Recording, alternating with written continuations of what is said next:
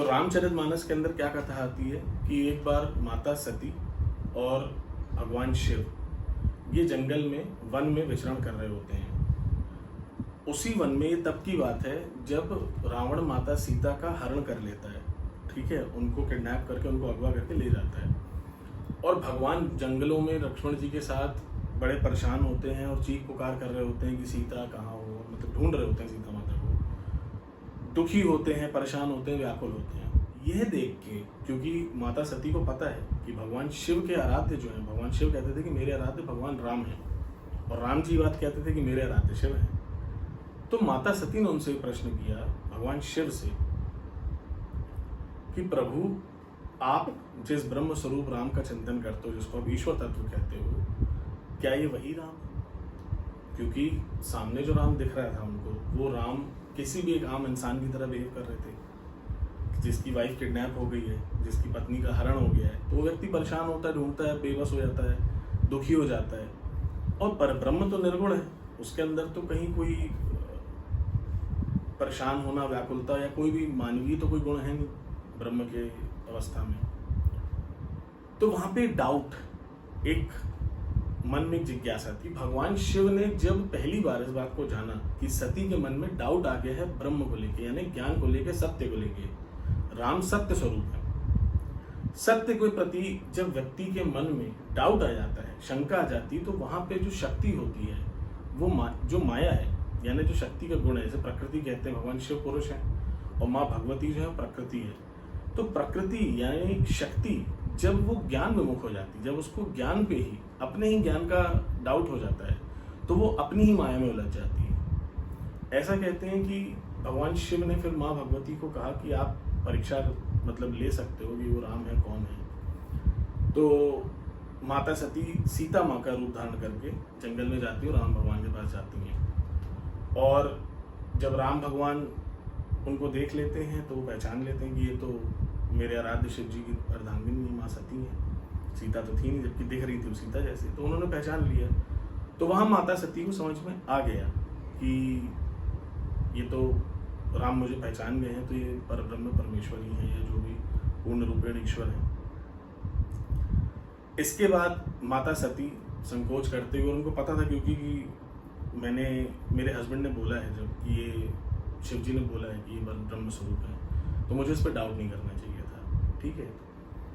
अब हालांकि ऐसा भी नहीं है कि एक आम आदमी को डाउट करना चाहिए नहीं, पर इस एक इंडिकेशन, हमारी जो पुराणों में कथाएं हैं उनमें इंडिकेशन है, तो उसको समझना जरूरी है। शिव जी के पास जाती बड़ी व्यथित होती हैं, तो उसी समय शिव को इस बात का ज्ञान हो गया था कि जिस शरीर को शक्ति धारण करके आई है, जो शक्ति का जो स्वरूप है वो तो वास्ट है, वो तो ऊर्जा के फॉर्म में। सती जो था वो इसे अवतार था, तो सती अवतार में, जिस अवतार में, जिस शरीर में, जिस बुद्धि में मेरे आराध्य के प्रति, जिस शरीर में सत्य के प्रति शंका हो जाए, वो शंकर के साथ नहीं रह सकता, वो शिव के साथ नहीं रह सकता। उस देह का त्याग शक्ति को करना ही था। और बाद में फिर कहानी आती है कि वो कैलाश पे जाते हैं, सती को दक्ष अपने पिता के यहाँ से यज्ञ का इनविटेशन आता है, वो जाती हैं, शिव जी को नहीं बुलाया जाता है, गुस्सा हो जाते हैं, और फिर आगे की कहानी आपने सुनी है। क्यों सती को इतना क्रोध आ गया कि वो हवन कुंड में उन्होंने अपना दाह कर दिया, उसमें कूद गई। सती जैसी थी, माँ सती के बारे में उनके इस प्रसंग से पहले भी जितनी भी कथाएं हैं, उसमें माता सती को काफ़ी बुद्धिमान, काफ़ी कुशल और काफ़ी सहनशील और काफ़ी समझदार व्यक्तित्व का बताया गया है। और ऐसा व्यक्ति कदापि ना इतना ज़्यादा गुस्सा करता है और ना ही कोई इस टाइप का कि आत्मदाह और हवन कुंड में कूदने जैसी कोई उसके अंदर टेंडेंसीज होती हैं। तो ये इंडिकेशन है, एक सिंबॉलिज्म है, एक सांकेतिक भाषा में समझाने का प्रयास किया है कि कोई भी व्यक्ति अपने जीवन में जो शक्ति स्वयं भी है, शक्ति जिस व्यक्ति के अंदर स्थापित हो जाती है, चाहे वो कोई मनुष्य हो, कोई साधक हो, किसी भी स्वरूप में, और शक्ति कई प्रकार की होती है। किसी के अंदर बुद्धि का, ज्ञान का शक्ति है कि वो अपनी बुद्धि से लोगों को विजय कर रहा है।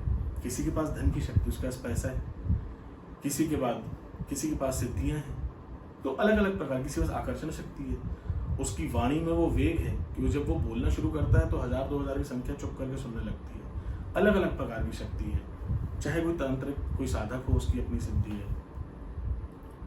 शक्ति के साथ जब तक व्यक्ति सत्य के सम्मुख होता है, यानी जो सच्चाई है, शक्ति माया है, ये साइक्लिक है, जो खुद साइक्लिक इन नेचर है, जो खुद चलायमान है, हमेशा गोल गोल घूम रही है, वो व्यक्ति को कैसे इस चक्र से दूर ले जा सकती है। क्योंकि एक आम आदमी किसी भी अवस्था में साधक हो, कोई जीवन के अंदर कोई आम जनमानस भी हो, उसके पास जब शक्ति होती तो वो कभी भी अपने आप को न्यूट्रल नहीं कर पाता, अपने आप को स्थित नहीं कर पाता।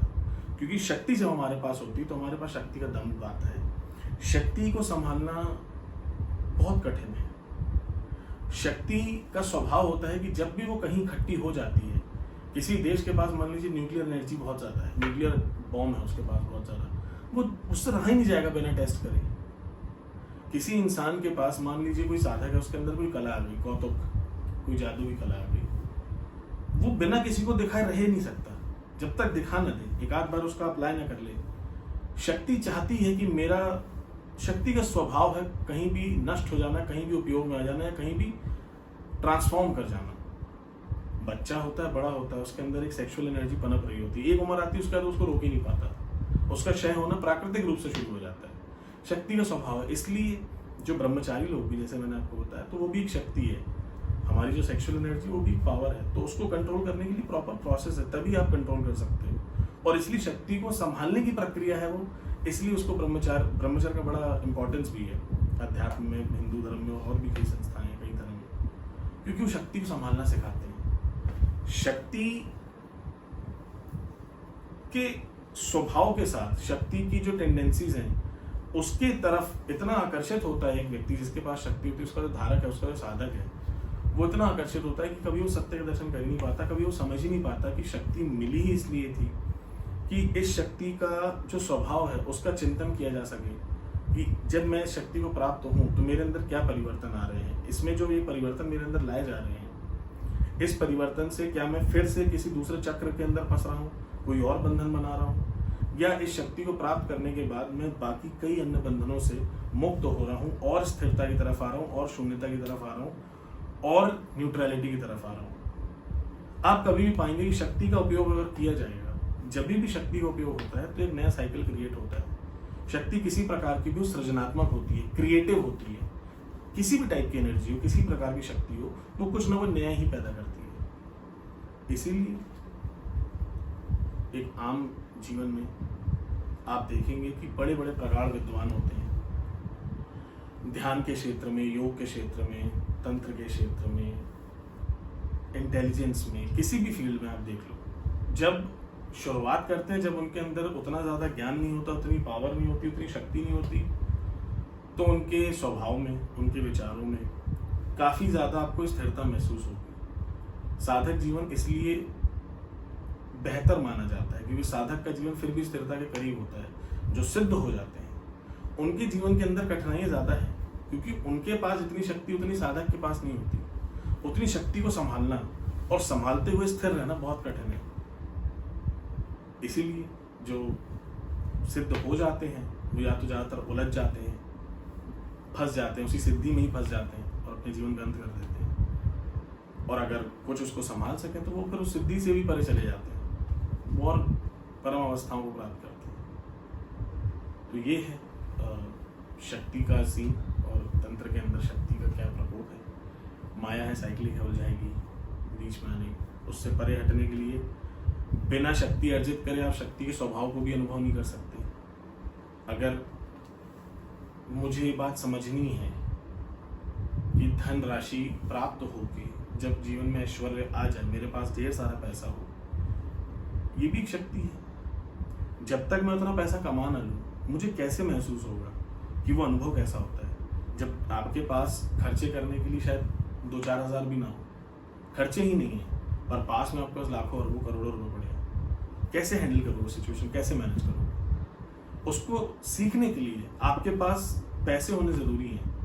हाँ, पर ये भी है कि शक्ति अपने आप हमेशा इंसान को, जैसे होता है ना, साइक्लिक है। साइक्लिक क्या होता है कि छोटे साइकिल में फंसे, उसको अर्जित किया, उसकी शक्ति को समझी, अब ये चीज़ करते करते हमें बोर होने लगती है, हमारा दिमाग क्योंकि उलझ जाता है, थोड़ी देर में बोर हो जाता है, फिर कोई नया एडवेंचर, फिर कोई और बड़ी पावर, फिर कोई और बड़ी शक्ति, फिर वो एक रैट रेस बन जाती है। जैसे धन के हिसाब में देखो, एक आम आदमी है, कोशिश करता है 10,000 की नौकरी मिल जाए, फिर वो करते हुए फिर 20,000, 50, फिर 100, मेहनत करते करते, कोशिश करते करते वो चाहता है कि मैं आगे बढ़ता रहूँ।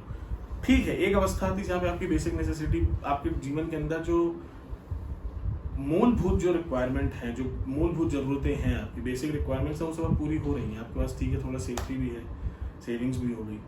अब इसके बाद यहाँ पे आप चाहो तो एक फैसला कर सकते हो कि इसके बाद अब और बड़े चक्कर में फंसना है, और बड़ी शक्ति में जाना है, या इतनी शक्ति के अंदर समझ के जो अभी तक का ज्ञान प्राप्त किया है उसको अपने जीवन में आत्मसात करते हुए स्थिरता को अपने साथ रखना है, स्थिर होने की कोशिश करनी है।